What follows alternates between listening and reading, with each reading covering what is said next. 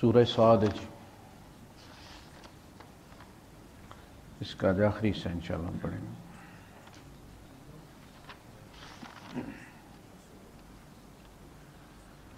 آیت نمبر 62۔ احمدہ وصلی علی رسولہ الکریم، اما بعد فاعوذ باللہ السمیع العلیم من الشیطان الرجیم، بسم اللہ الرحمن الرحیم۔ وقالوا ما لنا لا نرى رجالا كنا نعدهم من الأشرار اتخذناهم سخريا أم زاغت عنهم الأبصار إن ذلك لحق تخاصم أهل النار قل إنما أنا منذر وما من إله إلا الله الواحد القهار رب السماوات والأرض وما بينهما العزيز الغفار قل هو نبأ عظيم أنتم عنه معرضون ما كان لي من علم بالملأ الأعلى إذ يختصمون إن يوحى إلي إلا أنما أنا نذير مبين إذ قال ربك للملائكة إني خالق بشرا من طين فإذا سويته ونفخت فيه من روحي فقعوا له ساجدين فسجد الملائكة كلهم أجمعون إلا إبليس استكبر وكان من الكافرين صدق الله العظيم رب اشرح لي صدري ويسر لي أمري واحلل عقدة من لساني يفقهوا قولي آمین یا رب العالمین۔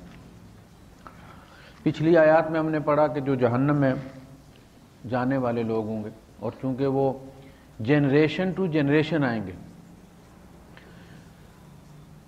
تو اس میں پھر وہ ایک دوسرے کو لعن طعن کریں گے۔ وَيَوْمَ الْقِيَامَةِ يَكْفُرُ بَعْضُكُمْ بِبَعْضٍ وَيَلْعَنُ بَعْضُكُمْ بَعْضًا، تم ایک دوسرے کا انکار بھی کرو گے قیامت کے دن، اور تم ایک دوسرے پر لعنت بھی کرو گے۔ یہ کافروں سے کہا جا رہا ہے کہ آج تو تمہیں بڑا پیار نظر آ رہا ہے، ایک کلب میں اکٹھے ہوتے ہو تم، تو اس وقت تمہاری یہ حالت یہ ہوگی کہ تم ایک دوسرے کا انکار بھی کرو گے اور تم ایک دوسرے پر لعنت بھی کرو گے۔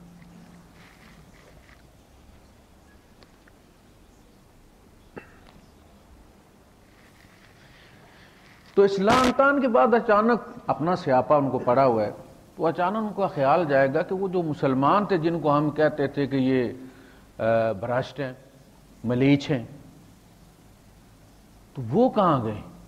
یہ تو سارے جدھر بھی دیکھو ہم ہی نظر آ رہے ہیں، وہ کہاں گئے؟ اب وہ کہیں گے وَقَالُوا مَا لَنَا لَا نَرَى رِجَالًا كُنَّا نَعُدُّهُم مِّنَ الْأَشْرَارِ، ہمیں کیا ہو گیا ہے؟ ہمیں وہ لوگ نظر نہیں آ رہے جن کو ہم گنا کرتے تھے بروں میں۔ نعدہم، عد یعد گننا، ہم ان کو کاؤنٹ کیا کرتے تھے کہ یہ لوگ برے ہیں۔ اتخذناہم سخریا، ہم جو ان کا تمسخر اڑاتے تھے کہیں غلط تو نہیں تھا؟ یعنی ہم تو نہیں یہ کہتے تھے کہ تمہارے ساتھ یہ ہوگا یہ ہوگا، تمہیں یہاں بھی کچھ نہیں ملا، وہاں بھی تمہیں جوتے پڑنے، ہم یہاں بھی مال اولاد والے ہیں، وہاں بھی ہمیں ملے گا۔ وَلَئِن رَجِعْتُ إِلَىٰ رَبِّي إِنَّ لِي عِندَهُ لَلْحُسْنَى، میرے اندر یہاں بھی اس نے کوئی کمال دیکھ کے دیا نا تو وہاں بھی مجھے وہ دے گا، اور تمہارا یہ حال یہاں پہ ہے تو وہاں بھی یہی حال ہونا ہے۔ اتخذناہم سخریا ام زاغت عنہم الابصار، ہم ان کے ساتھ خواہ مخواہ کا مذاق کیا کرتے تھے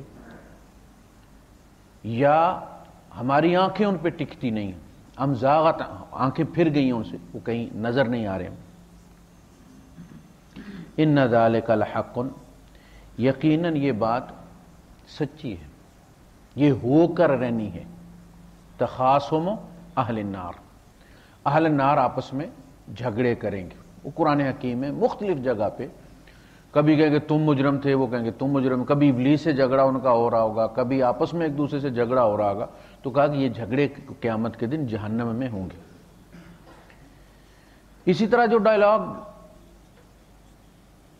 ایمان والوں کے کوٹ کیے گئے کہ جب وہ جنت میں جانے والے ہوں گے تو اپنے احوال بیان کریں گے کہ ہمارے علاقے میں یوں ہوتا تھا، ہمارے ساتھ لوگ یوں کرتے تھے، پھر اللہ پاک نے بچا لیا، کوئی کہ میرا دوست ایسا تھا وہ بڑکا رہا تھا، پھر مجھے اللہ نے بچا لیا، تو وہ اپنے بچنے کے واقعات سنائیں گے، اور یہ والے جو ہے یہ دونوں باتیں ہونی ہیں۔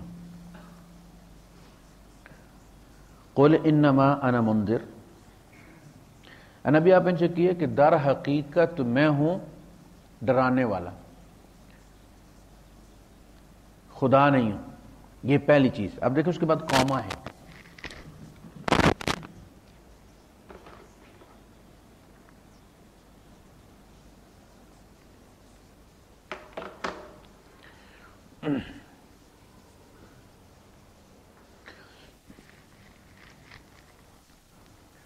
انما انا منذر، میری حقیقت یہ ہے کہ میں تمہیں وارن کرنے آیا ہوں، خبردار کرنے آیا ہوں کہ یہ دو چیزیں ہونی ہیں، فریق فی الجنہ و فریق فی السعیر. فریق کہتے ہیں ٹیم کو، آپ عربی ملک میں رہتے ہیں. فریق الامارات کا مطلب ہے کہ امارات کی جو ٹیم ہے فٹ بال کی. فریق الہند اور فریق الپاکستان کا مطلب پاکستانی کرکٹ ٹیم اور انڈین کرکٹ ٹیم. فریق کا مطلب ہے ٹیم. آخرت میں دو ہی ٹیمیں ہونی ہیں، ایک جنت میں جانے والوں کی، ایک جہنم میں فریق فی الجنہ و فریق فی السعیر. اور دنیا میں میچ ہو رہا ہے، دنیا میں میچ ہو رہا ہے. ایک حزب اللہ ہے، ایک حزب الشیطان ہے. ایک اللہ کا فریق ہے، ایک شیطان کا فریق ہے. ایک شیطان 11 ہے، ایک اللہ 11 ہے. تو یہ دو ہر سماج میں، چاہے وہ ہندوستان کا ہو، پاکستان کا ہو، برطانیہ کا ہو، امریکہ کا ہو، جہاں بھی آپ جائیں گے یہ جنگ آپ کو سامنے نظر آئے گی. کچھ لوگ برے ہیں، کچھ لوگ اچھے ہیں. تو یہ فریق فی الجنہ و فریق فی السعیر. کچھ لوگ جو ہے وہ، میں پڑھ رہا تھا چونکہ میں وہ جو سپارہ روز پڑھتا ہوں اس میں حفظ والا کہا گیا کہ یہ جس دن اذ الاغلال فی اعناقہم والسلاسل، جس دن بیڑیاں اور زنجیریں ان کے گلوں میں پڑی ہوں گی، یسحبون فی الحمیم ثم فی النار یسجرون، تو پہلے ان کو کھولتے پانی میں کھینچا جائے گا اور پھر ان کو آگ پر بھونا جائے گا. تو مجھے یاد آیا یہ جعفری والوں کی یہ جو ٹکا بنتا ہے، چکن ٹکا، پہلے اس کو ابالتے ہیں، ابال کے پھر مسالہ لگا کے پھر اس کو کرتے ہیں. یہ بالکل وہی کیفیت ہے. پہلے کھولتے پانی میں ان کو گھسیٹا جائے گا، بیڑیاں پڑی ہوئی ہیں بڑی بڑی وزنی، اور پھر ان کو آگ، یعنی پلٹا ہے. تو قلب وجوہہم فی النار، جیسے وہ تکے والا ایسے کر کے کرتے ہیں نا، ایسے ان کے چہرے جو ہے وہ پلٹا پلٹا کے سامنے رکھے جائیں گے. اس دن یہ کہیں گے یوم تقلب وجوہہم فی النار، سورہ احزاب میں فرمایا، اس دن یہ کہیں گے یقولون یا لیتنا، ہماری بربادی، دماغ خراب تھا ہمارا، اتخذنا مع الرسول سبیلا، ہم نے رسول کے ساتھ رستہ پکڑا ہوتا، رسول والا رستہ پکڑا ہوتا.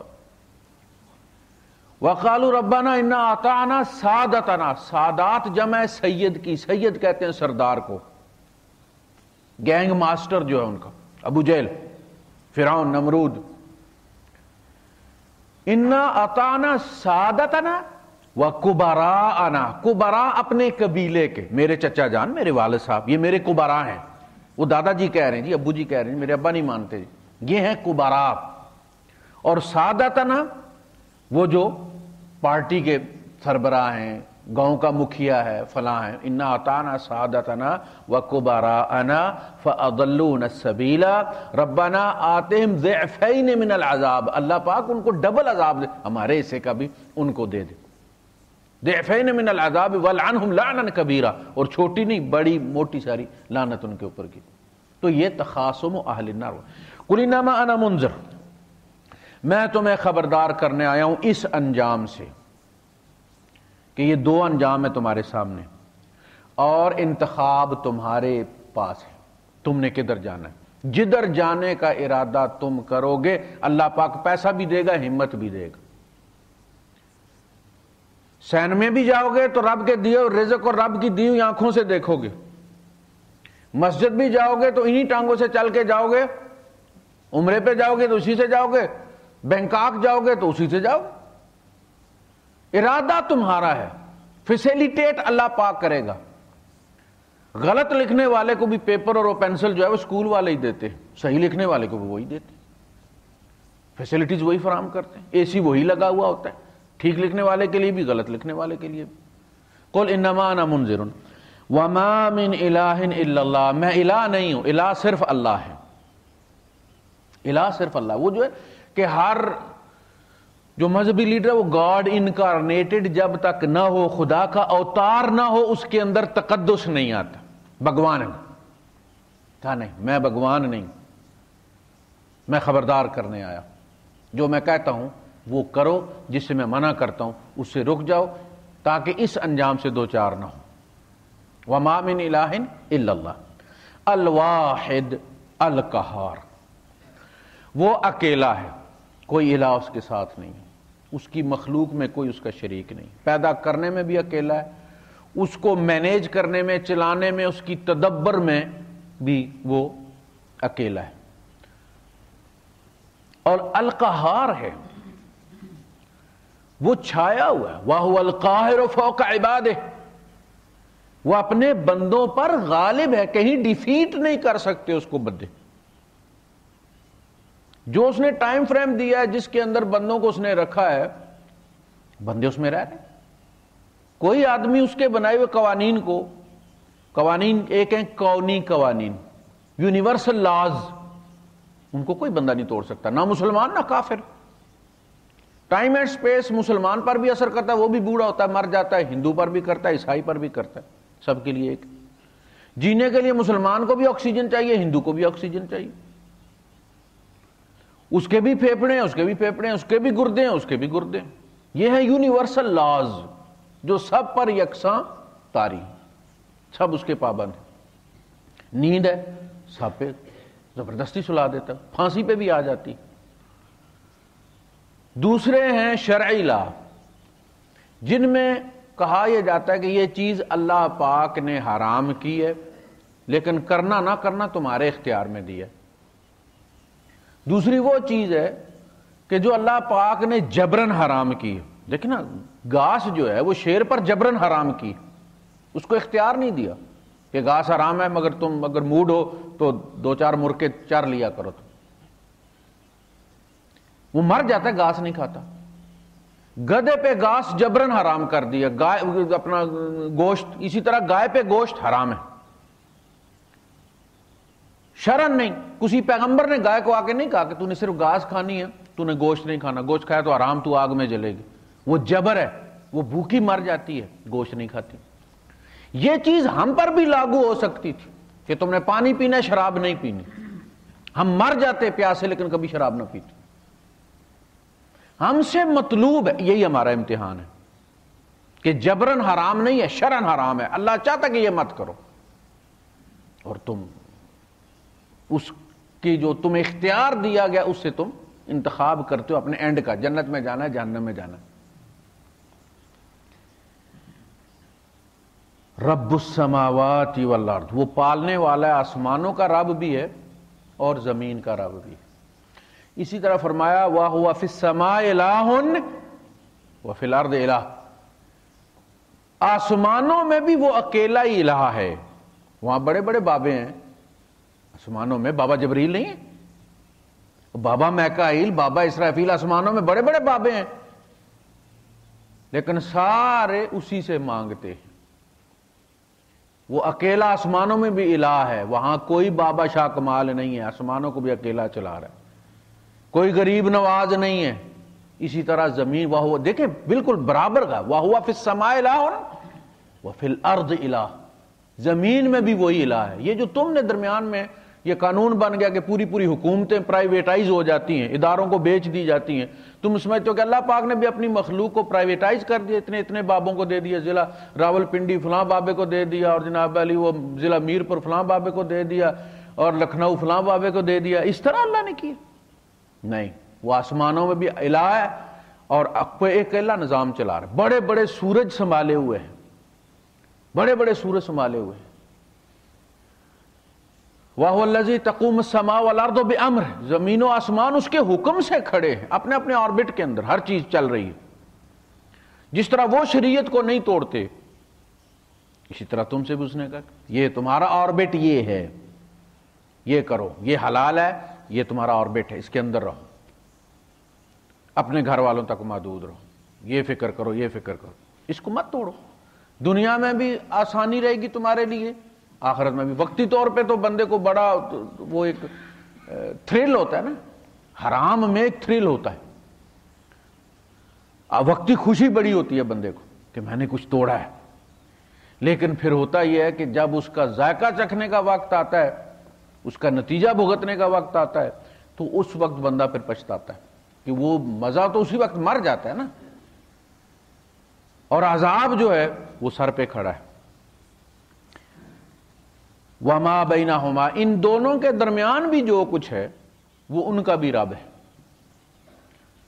آسمانوں کا بھی رب ہے، زمینوں کا بھی رب ہے۔ آسمانوں میں جتنی مخلوق ہے اس کا بھی رب ہے، زمینوں میں جتنی مخلوق ہے اس کا بھی رب ہے۔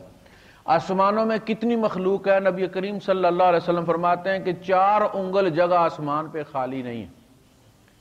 جس دن اللہ پاک نے زمین و آسمان بنائے تھے، بیت المعمور بنایا تھا آسمانوں پر طواف کے لیے، جیسے بیت الحرام یہاں پہ طواف کے لیے۔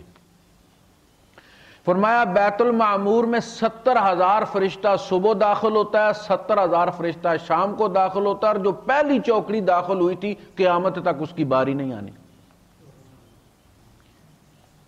وہ ان سب کا رب ہے، زمین والوں کا بھی رب ہے۔ اس میں تمہیں کرائے پہ رب لینے کی ضرورت نہیں۔ العزیز الغفار، دیکھیں یہ 2 مذہبوں کا جو عقیدہ ہے، 2 لفظوں میں اللہ پاک نے اس کا رد کر دیا۔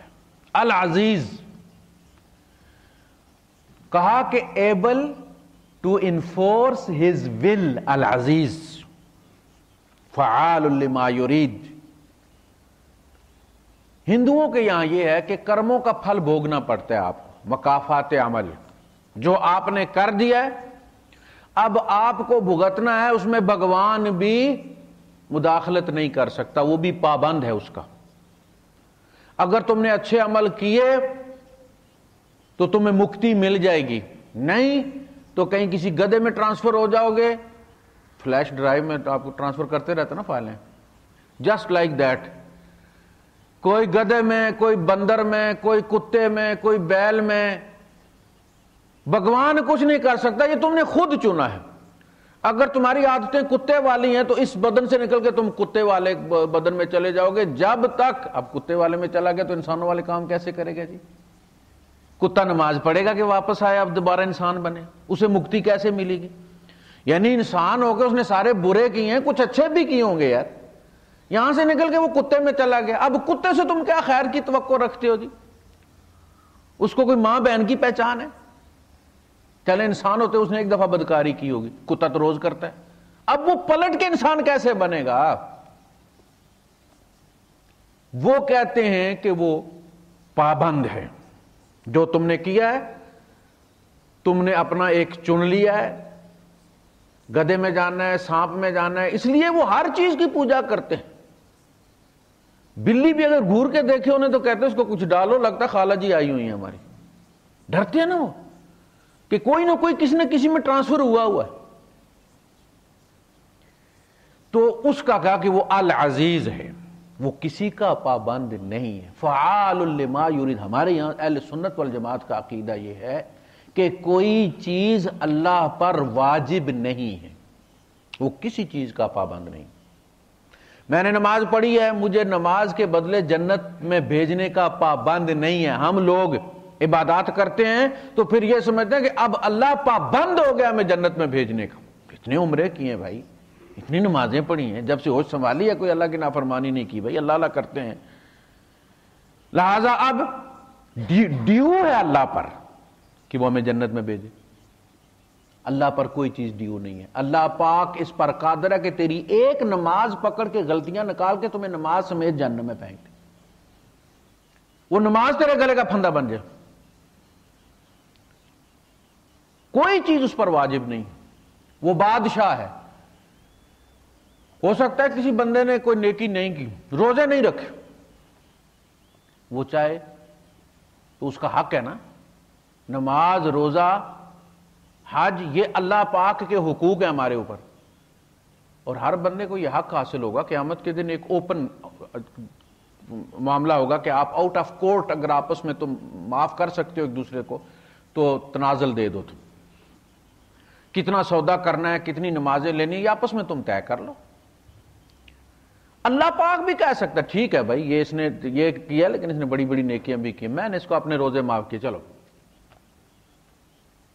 لہذا کسی بندے کو آپ جہنمی نہیں سمجھ سکتے، لا محالہ یہ جہنمی ہے۔ عمر فاروق رضی اللہ تعالیٰ عنہ، ایک بندہ ہے، اس کا جنازہ نبی کریم صلی اللہ علیہ وسلم پڑھانے لگے تو عمر فاروق رضی اللہ تعالیٰ عنہ کھڑے ہو گئے۔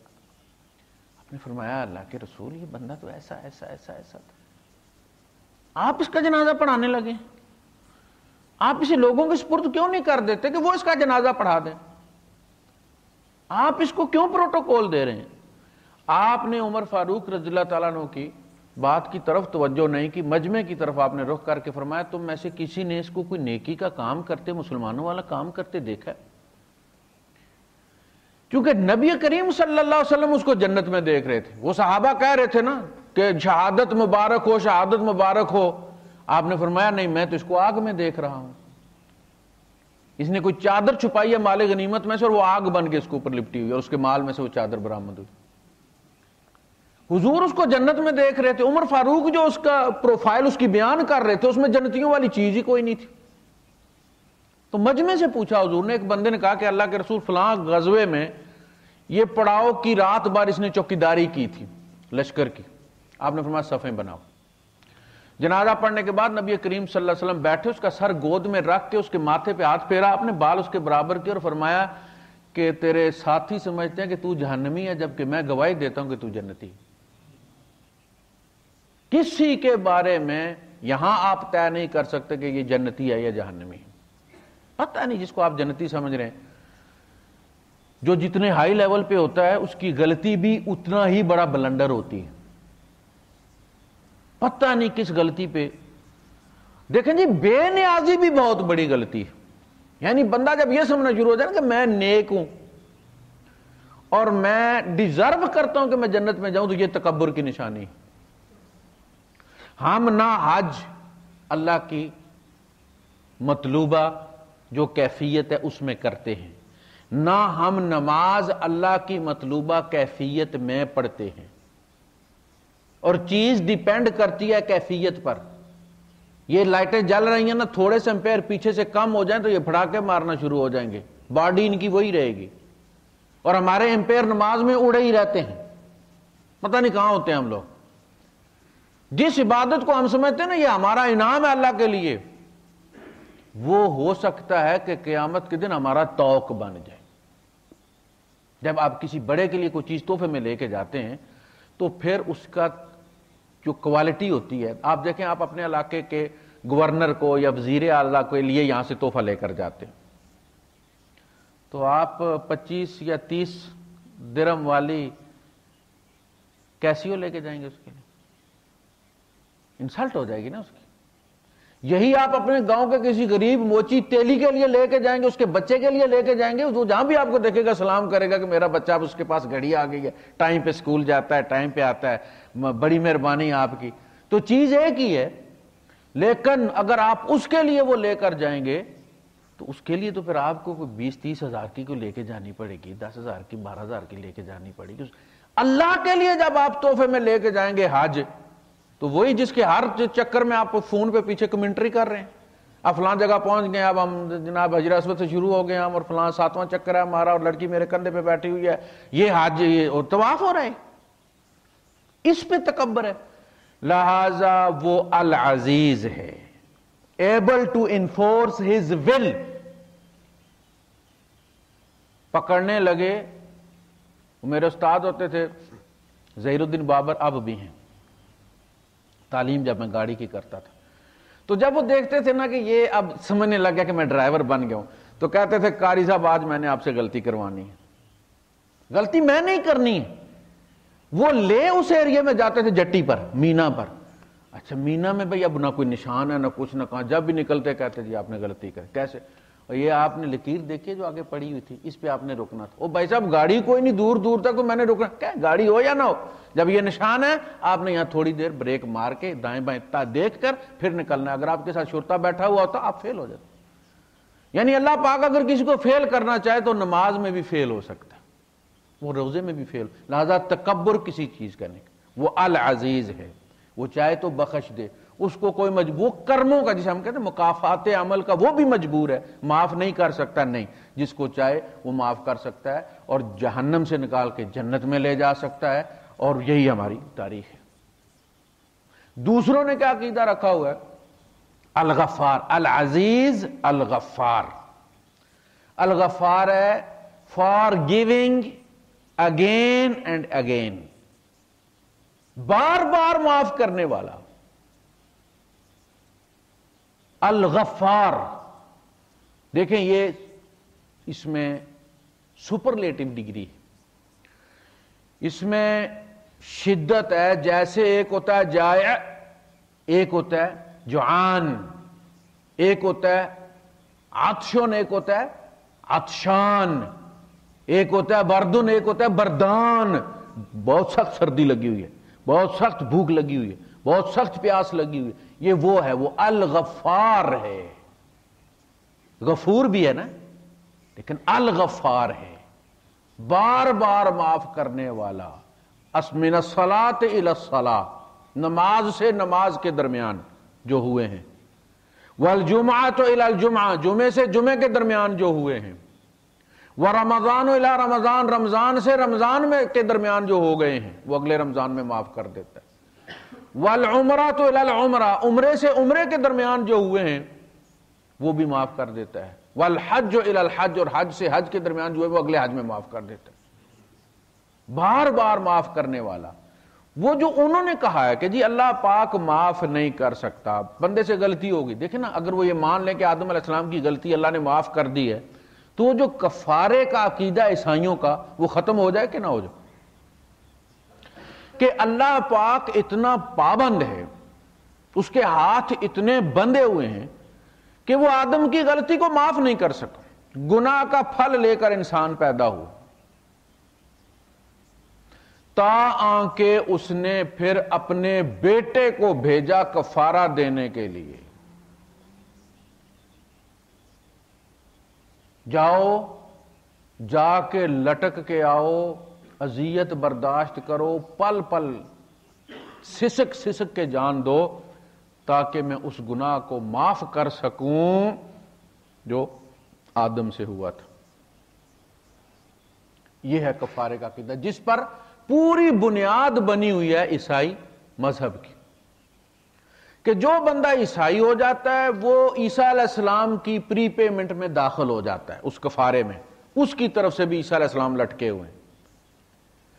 وہ کہتے ہیں جو بندہ عیسائی ہو جاتا ہے اس پر کفارے کا قانون لاگو ہو جاتا ہے، اور وہ سہولیات لے سکتا ہے جو عیسیٰ علیہ السلام نے بولا۔ ایک خاتون مسلمان ہوئی تو انہوں نے کہا کہ مجھے بڑی نفرت ہوتی تھی اپنے آپ سے، میں جب کوئی گناہ کرتی تھی تو میں کہتی تھی کہ میرے اس گناہ کے عوض اللہ کا اتنا جو ہے وہ بہترین انسان لٹک گیا، میں کتنی پلید ہوں کہ میرے گناہ کے عوض ایک کتنی اچھی شخصیت جو ہے وہ سسک سسک کے مر گئی ہے۔ تو اللہ پاک فرماتا وَلَا تَزِرُ وَازِرَةٌ وِزْرَ أُخْرَىٰ، کوئی بوجھ اٹھانے والا کسی دوسرے کا بوجھ نہیں اٹھاتا۔ اگر بائی دا وے آدم علیہ السلام سے غلطی ہوئی بھی تھی تو عیسیٰ علیہ السلام کو یہ تو بڑی عجیب بات ہے کہ آپ کا جناب علی کھانا کوئی اور کھائے اور تپھڑ کسی اور کو مار دیں، گلاس کوئی اور توڑے اور آپ کو پٹکار کسی اور کا مار دیں۔ جب انسان سے یہ لطیفہ بن جاتا ہے کہ نہیں بن جاتا؟ یہ لطیفہ ہو جاتا ہے نا، کہہ لگ جاتا پوری مجلس میں کہ آپ کا جو ہے وہ کوئی ایک نقصان کرتا اور آپ دیکھتے ہیں یہ تو ذرا طاقتور ہے، آپ جو کمزور کھڑا ہوتا ہے اس کو تپھڑ مار کے تو آپ قانون دیکھیں جی عدل ہو گیا ہے۔ تو یہ اللہ پاک نے کیا کیا کہ غلطی آدم علیہ السلام کی لٹکا جو ہے وہ حضرت عیسیٰ علیہ السلام کو دیا۔ یہ ہے اللہ سے آپ یہ تصور کر رہے ہیں کہ ہوگا، جبکہ آپ عام انسان کی بات پہ ہنس پڑتے ہیں، تو پھر تو عیسائیوں پہ ہنسنا چاہیے پوری دنیا کو کہ غلطی گندم کا دانہ آدم علیہ السلام نے کھایا، پٹکار اللہ پاک نے عیسیٰ علیہ السلام کو مار دیا، کیونکہ ان کا باپ کوئی نہیں تھا نا۔ اس لیے جبکہ اللہ پاک فرماتا ہے کہ آدم علیہ السلام کا معاملہ وہیں ختم ہو گیا تھا، اس کا اینڈ ہو گیا تھا، ہم نے معاف کر دیا تھا اس کو۔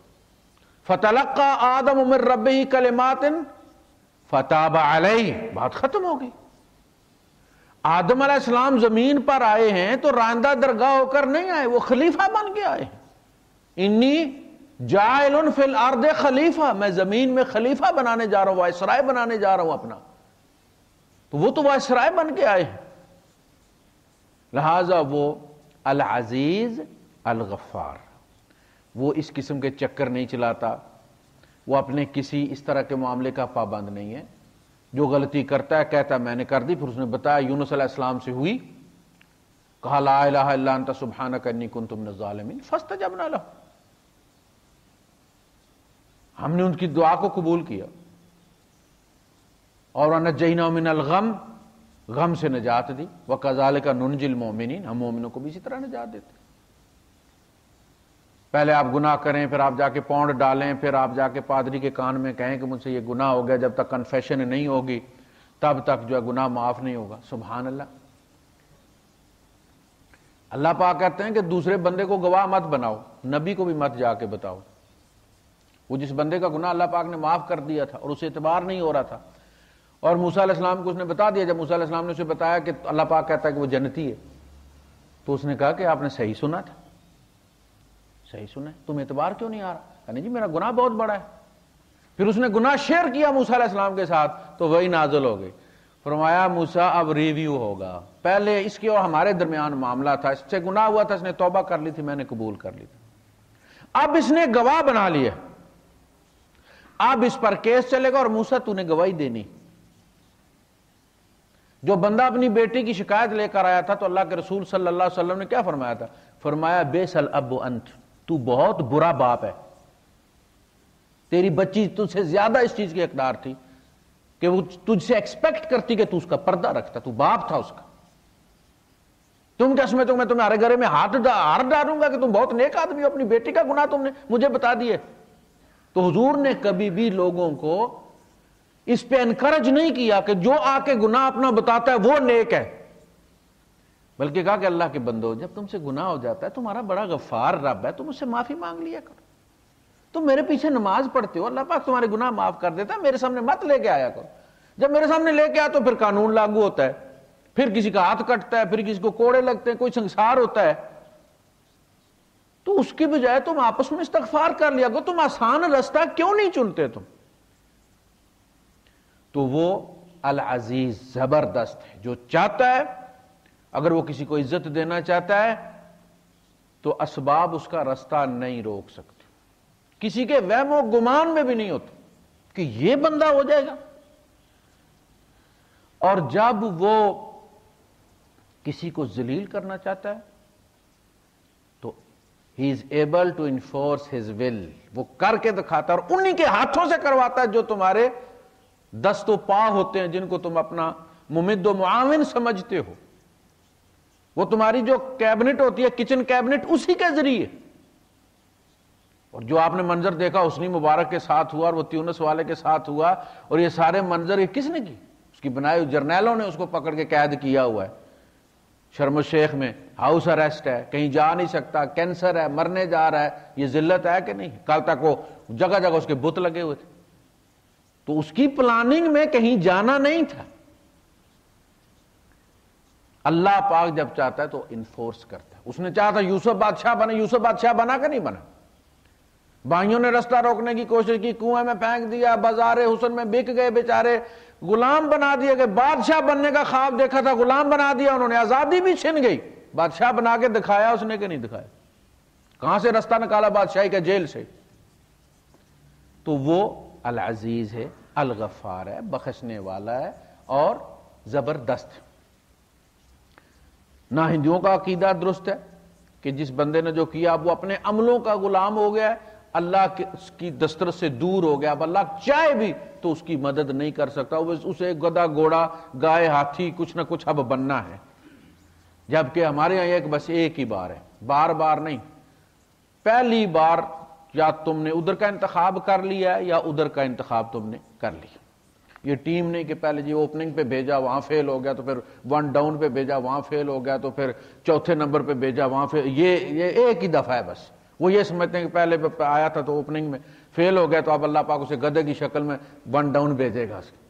ایسا نہیں ہے، ایک ہی بار ہے۔ قل هو نبأ عظیم، اے نبی ان سے کہو کہ وہ بہت بڑی خبر ہے، بہت بڑا واقعہ ہے۔ آدم علیہ السلام کا پیدا ہونا، فرشتوں کا ان کو سجدہ کرنا اور شیطان کا مکر جانا، وہ ایک ہسٹری میکنگ ایونٹ ہے۔ قل هو نبأ عظیم انتم عنہ معرضون، اور تم اس سے اعراض کر رہے ہو، تم اس کو اہمیت نہیں دے رہے، تم اس کو اگنور کر رہے ہو۔ ما کان لی من علم بالملأ الاعلی اذ یختصمون، ملأ اعلی میں جو جھگڑا ہوا تھا، جو ڈائلاگ ہوا تھا، وہ مجھے پتا نہیں، میں وہاں نہیں تھا، مجھے تو میرے رب نے بتایا۔ ان یوحى الی الا انما انا نذیر مبین، مجھے تو صرف یہ وحی کیا گیا ہے، میری ذمہ داری تو یہ لگائی گئی ہے کہ میں تمہیں خبردار کر دوں مبین، کھل کر۔ دو چیزیں مبین کے تم، ایک ہے کہ وہ سادہ زبان میں ہو، اگلا بندہ تسلیم کرے کہ مجھے سمجھ لگ گئی ہے، وہ بات کرنے کے بعد پھر وہ کہتے ہیں واضح، بندہ کہتے ہیں واضح، سمجھ لگ گئی ہے، کہتا جی نہیں لگی، پھر وہ ایکسپلین کریں گے۔ تو وہ بات سادی ہو، ایسا نہ ہو کہ وہ سارے دانشور جو بھی پروفیسر ہیں وہ جنت میں چلے جائیں اور بکریاں چرانے والے جو وہ جہنم میں چلے جائیں، کہ جی ہمیں تو یہ نبی بہت مشکل تقریریں کرتے تھے جی، وہ پروفیسروں کی سمجھ میں آتی تھی، ابو بکر کی سمجھ میں آتی تھی، میں تو بکریاں چرانے والوں میری سمجھ میں تو آئی نہیں۔ کہا نہیں، بات وہ کرنی ہے جو بکری والے کی سمجھ میں بھی آئے اور پروفیسر کی سمجھ میں بھی آئے، اونٹ والے کی سمجھ میں بھی آئے۔ اس لیے فرمایا افلا ينظرون الى الابل کیف خلقت، پہلے اونٹ کی بات کی ہے، اس لیے کہ بدو کی فرسٹ ایکسیس جو ہے وہ اس کا اونٹ ہے۔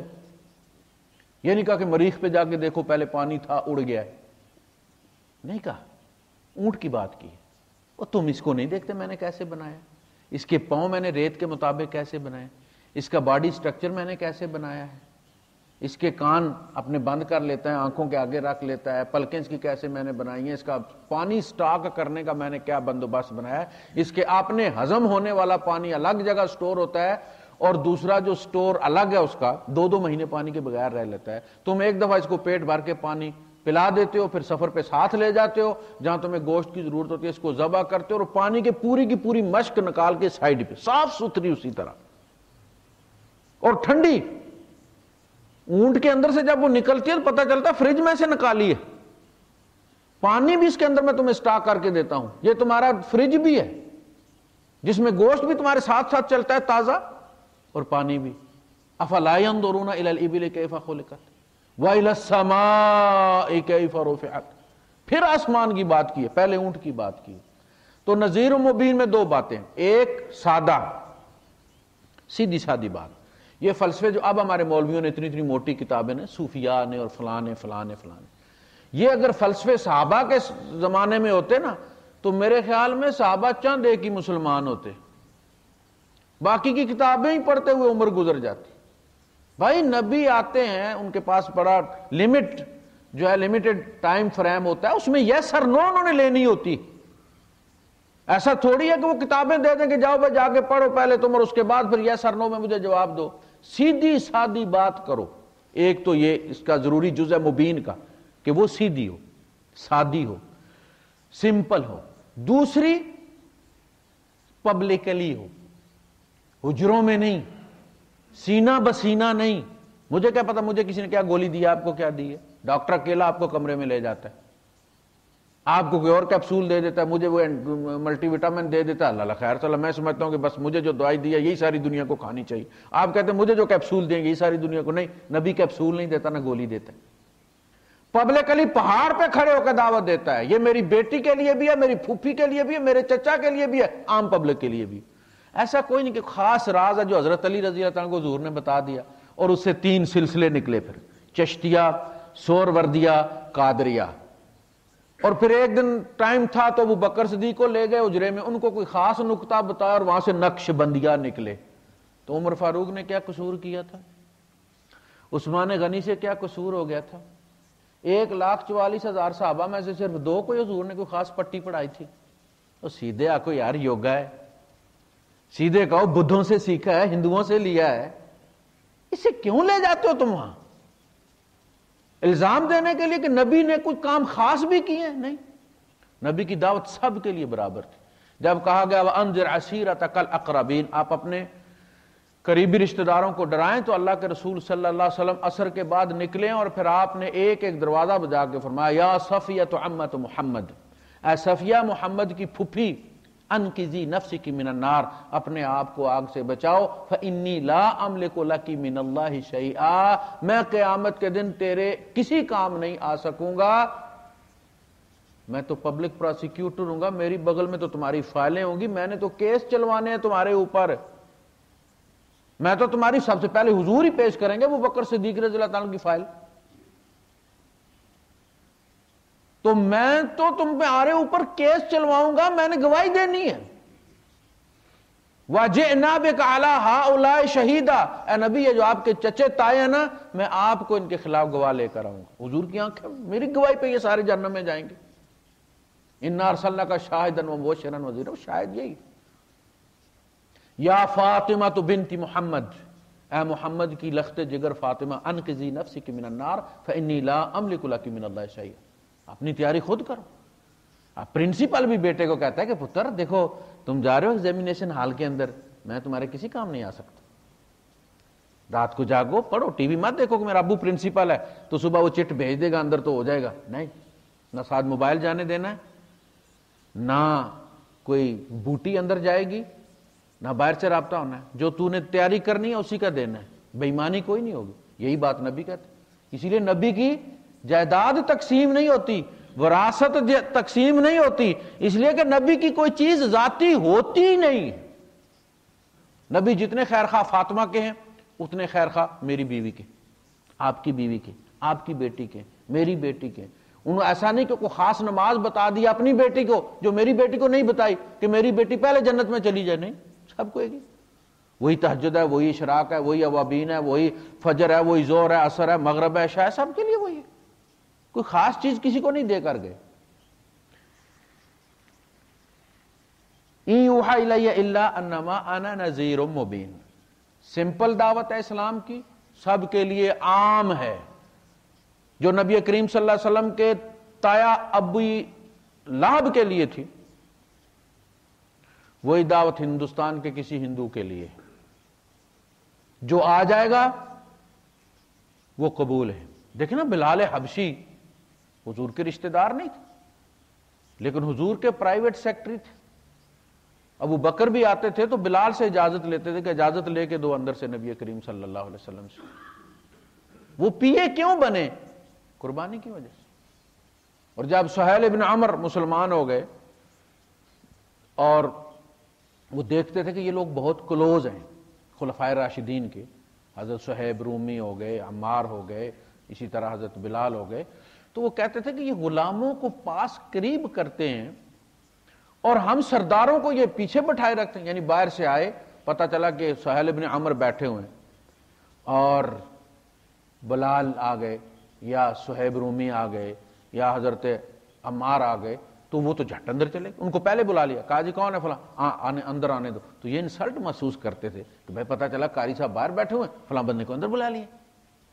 تو انہوں نے کہا کہ دیکھو اس میں زیادہ ریش ہونے کی ضرورت نہیں ہے. نبی کریم صلی اللہ علیہ وسلم جب دعوت دی تو انہوں نے قبول کر لی، یہ کلوز ہو گئے. ان کو ان کے عمل نے ان کو قریب کیا ہے.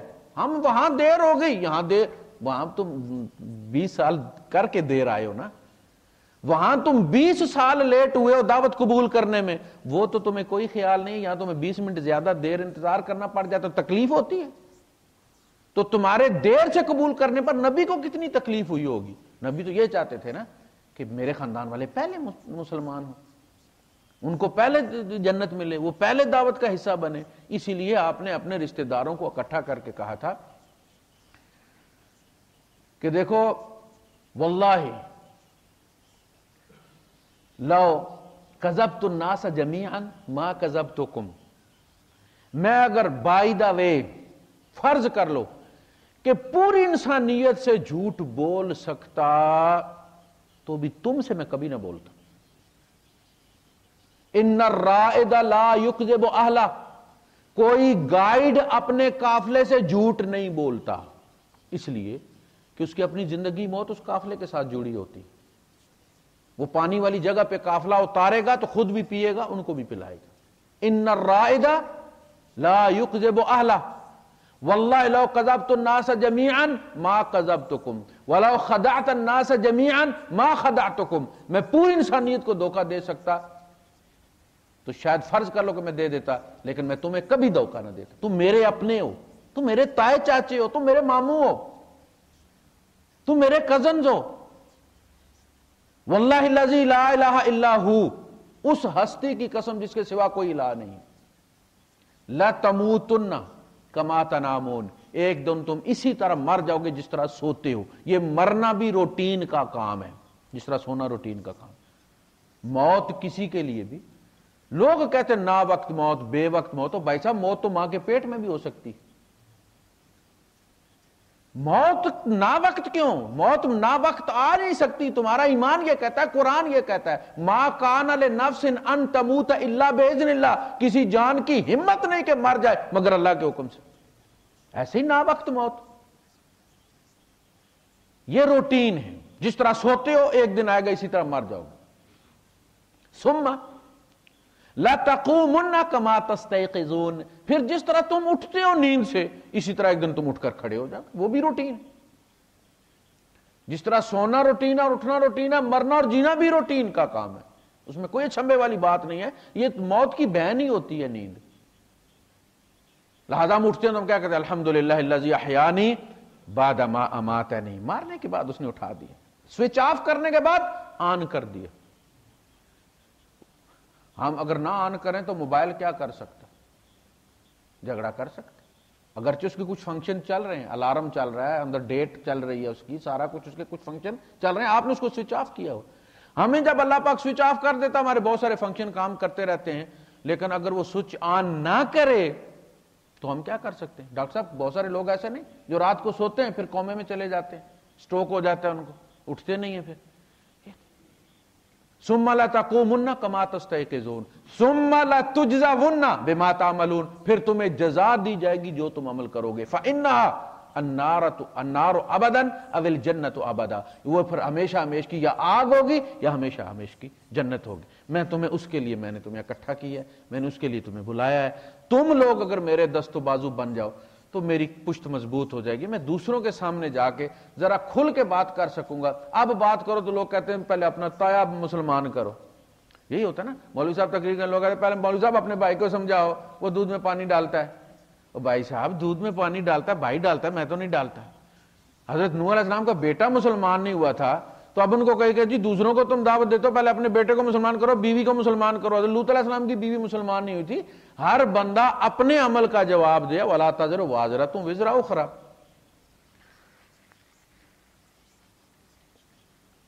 وآخر دعوانا الحمدللہ رب العالمین.